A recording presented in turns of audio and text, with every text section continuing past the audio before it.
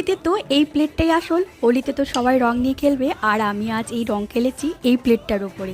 এই দই বড়াগুলো না খেলে সত্যি হোলি অসম্পূর্ণ।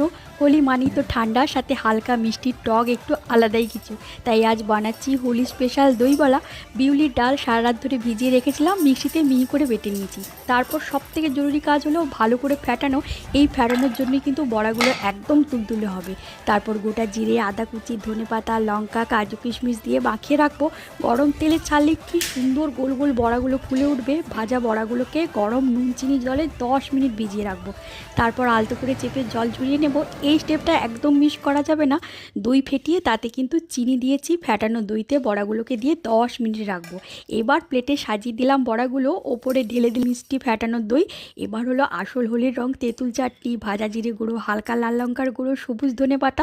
দেখো দইয়ের ওপরে কি সুন্দর লাল রং সবুজ রং হয়ে গেছে, একদম হোলির আসল প্লেট। ভেতরটা এত